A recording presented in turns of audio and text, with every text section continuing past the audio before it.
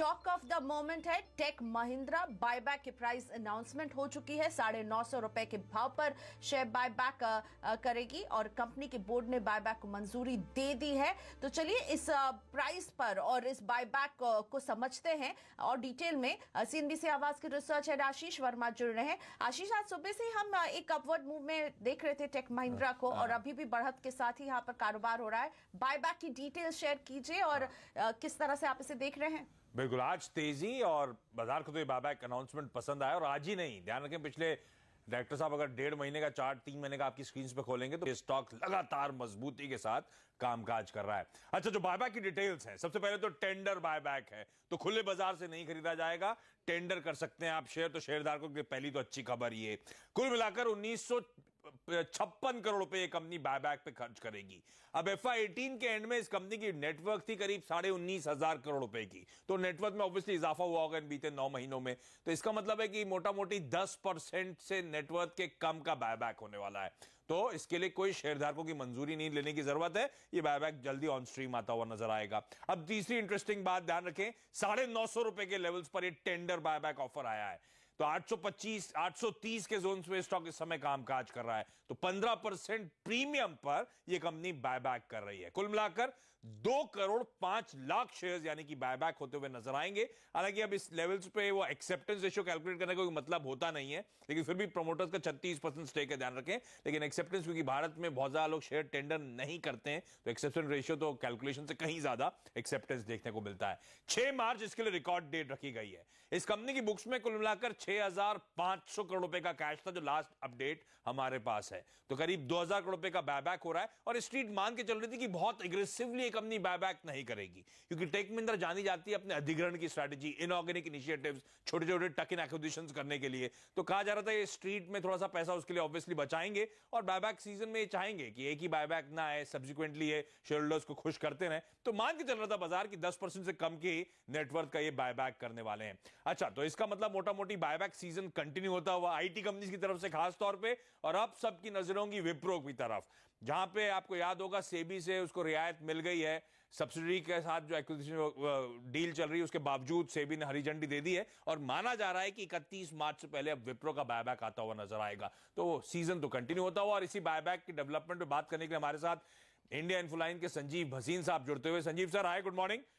पसंद आया ये बायबैक का अनाउंसमेंट सर? 19,500 करोड़ रुपए और 950 के भाव पर? बहुत पसंद आया जी, ये तो सब एक्सपेक्टेशन को बीट कर गया है और वो बता रहा है कि कितने कॉन्फिडेंट आईटी वाले हैं और टिपिकली टेक महिंद्रा जिन्होंने रिजल्ट्स भी बहुत अच्छे दिए हैं और आगे की गाइडेंस।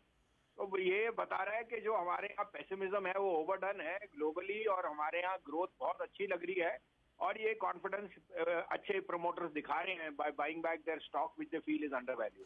तो ये कॉन्फिडेंस ऑफ प्रमोटर्स अब ये तरीका हो गया, क्योंकि बुक्स पे बहुत कैश था, उसको देने का तरीका हो गया। पर वो नैस्कॉम की गाइडेंस आई जो कह रही है अनसर्टेनिटी इतनी है कि वो गाइडेंस देना नहीं चाहेंगे FY20 के लिए। तो आउटलुक को लेकर आप लोग कंसर्न है सर, या जो मोमेंटम FY19 में था उससे बेहतर परफॉर्मेंस आईटी कंपनीज FY20 में डिलीवर करेंगी, इस बात का भरोसा है?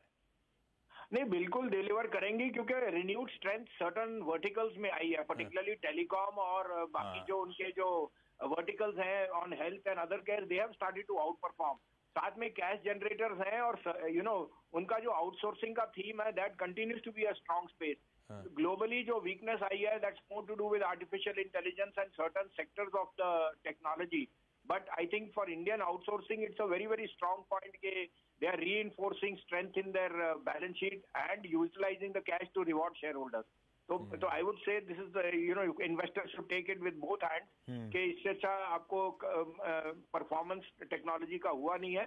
आपकी बात सही है कि इस भाव पे थोड़ी सी पेसिमिज्म है, but that is always on the cards. The US markets have rallied 19% from December lows.